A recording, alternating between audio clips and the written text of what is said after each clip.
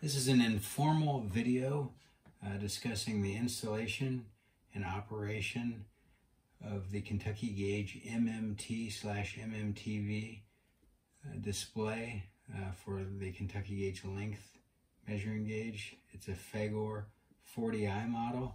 When you have the unit installed and ready for operation, you'll want to select the on-off button to power up. That takes about approximately 15 seconds. It'll go through a process of booting, and then you'll see the Kentucky Gauge logo. From there, you will need to do a homing. The physical flag or home is located usually near the faceplate, usually 6 to 10 inches away. In this case, the unit is visibly seen here. What happens is the carriage will pass over, the encoder will pass that switch, and from there you'll be off and running and homed. And from homing, then you can enter a comp table, and then once homed again, you'll be using the comp table to take out any inaccuracies that the machine may have due to unlevelness or whatnot once it's set up. So from here, you'll hit the top axis. We're just using a single axis here. It'll be the X. You'll hit that arrow button. You'll see a red bar, which means it's not homed yet. You'll want to move the carriage towards the faceplate as to where it'll zero out or pass home. And then once it passes home, it will go to one single axis of X. You will see a flash of maybe green. And from here, you can go ahead and close the faceplate, and you can see we're at zero. Contact between faceplate and moving carriage is 0, and the X is 0. From here, you could then take compensation value points and then enter those into our spreadsheet on the PC we have located here strategically right next to it. I did go through and took the measurements using standards. I took the standards and measured them out at 4 inches, 7 inches, 10 inches, 13, 16, 20, and even 24. I did that already, so we have those values. What you want to do is you want to take the length standard, put it in, take the measurement, and then that displayed value, and record that. So in this case, if you look at our spreadsheet over here, in the column A is the length of the standard, the known length of the standard. In these cases, you have 4 inches out to 4 decimal places, 7 inches out to 7, and so on and so on. We then enter those values into the A column. Then those are on the C column. They're filled in automatically through and converted over into millimeters. So in this case, you have on the first measurement, you have 101.6 millimeters, which equates to 4 inches.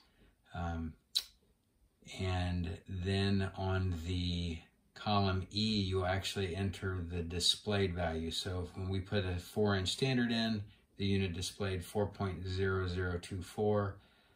So we have an error of the 0.0024. So that is translated over in metric on the C column, and then also that difference is translated over in the F column. The C and the F are important, and they're highlighted because those are the values you're going to enter into the display here, into the 40i. So went ahead and did the measurements. It doesn't take long. You just literally slide the display or the standards in, take the measurements. So got down to the 24, and I'll show you how to enter that. So we had a 4-inch standard. We just stacked standards. So we had a 4, a 3, a 3, a 3. So it ended up being 24 inches worth of standards. When we entered the 24 in here, you get the 609.6000, which is 24 inches. Then in this case, we actually had a displayed value of 24 0.0020, and then that would be when you hit the enter button. So we have now out here in our error in millimeter for that one is a 0.0508. From here, we could go ahead and, once we've got all of our measurements taken, so like I said, we've gone through, taken the measurements. From here, we can, you hit the enter button, or you hit the setup button, and then you do a setup. You take the down button to the setup, enter, and from here, you'll hit the right arrow over to get to the tools. Press the enter. It's going to prompt you for a password. That password's 231202. Enter. That passcode is also listed on the spreadsheet here up in the highlighted notes corner. From here, you can press the comp, and from here, you want to select the multi-point. There's a none option, there's a linear, and then there's a multi-point. Press the multi-point. From here, you'll want to press the edit button. And as you can see, I already have put in the values that match up on the spreadsheet. So on the spreadsheet over here, we have the 0. Well, also very important, I should have noted, the first line of the comp table always has to be a 0 for the position and a 0 for the error. So the highlighteds here, C column, F column. So if you follow Z or C column is 101.6000, and then the error is minus 0.0610. So I have all the way down to the 8. It's not yet entered, so I'm going to show you how to enter that here. So that's going to be a 609.600, and then enter will toggle over automatically to the error, and here will be a negative 0.0508. You can see it matches and you press enter. From here, if we wanted to add more points, you just scroll down, but we're actually full here. You can put up 105 compensation points, and you can only have 3, well, not only, but 3 millimeters of error per meter, which is actually pretty significant. So if you're outside of that range, you probably have some other things going on that are causing some inaccuracies. But our table here matches the table here, and from here we hit the function button, the exit button. You can also see the graph if you'd like, and it'll from here you can see that the graph matches the line, some lower, some higher than 0. From here you can hit the exit out. From here it'll come back. You hit the home button here in the corner, home. It'll home. It'll ask you if you want to save the parameters. From here we do want to save the parameters because we have the compensation table entered. So we hit yes. It's going to save the parameters. The DRO will actually reboot. It'll go through a process of saving, storing that information. It'll reboot, it'll turn stuff off, power back up. We'll be back up and running in the same procedure as before, where we'll need to home the system. So from here we hit the X axis again, home it. From here, after homing, you can use the unit as a length measuring device. Now we can put parts in, measure them, make sure they're correct, and use the unit as designed. Again, this is a very informal video. This information is also in the manual for the unit, the installation operational manual for the 40i, as well as an electronic copy of the Excel spreadsheet that will help you enter these values. Hopefully this is a little bit helpful.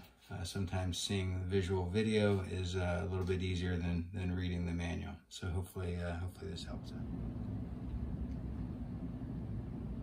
When you turn your 40i on, the unit will boot up and it'll display the Kentucky Gauge logo. That's when you know the unit's ready to be in operation. As always, you will need to home the unit to start. If you try to, if you press the X button, the X axis, and then home it, from here you'll be able to be off and running.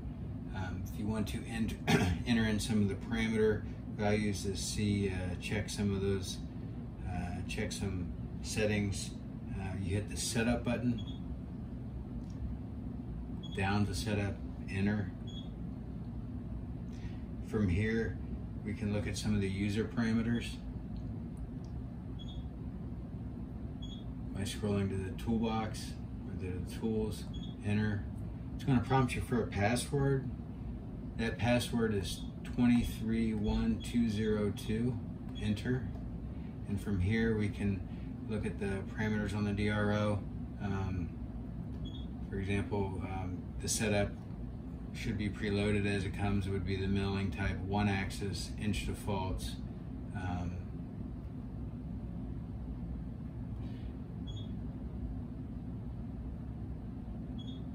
Feedback, linear, encoder type. Yeah, one of the things that you could do from here also is the installer. If you would like to delete a comp table that you already have in, or set any parameters back to default factory default settings, from here, instead of entering the password of 231202, after hitting installer, you can actually enter 050672, and that will allow you to reset the parameters. So if we hit yes here, that would reset all the parameters back to factory settings. We're going to say no here. We could reset the tool and the refs. We'll do no again there.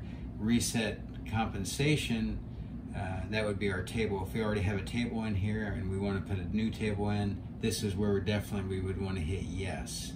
So if we hit yes here, then that would delete that table. We'll go ahead and hit no, and we'll hit no and reset the logo, also no. But just wanted to let you know that was a way that you can reset eliminate the existing table from there. So another way to also, if you wanted to set the reference button from here, you could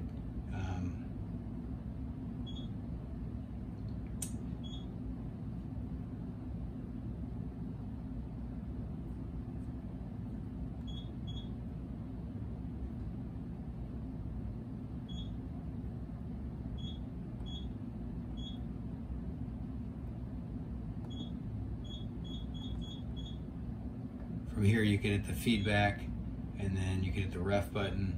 From here, this is our user offset. This is the flag distance. So if it should already be preloaded, but if not, you may need to set that offset. That would be the distance between the flag or the home and the endpoint. In this case, it's already set, but you could change that, and then it would prompt you to save that if you did change it. So anyways, there's just a few additional items that you could that seeing, I guess, in a visual or video is a little bit more helpful. Again, all of this information is in the manual on page 28 of the full operation manual for the digital readout. Thanks.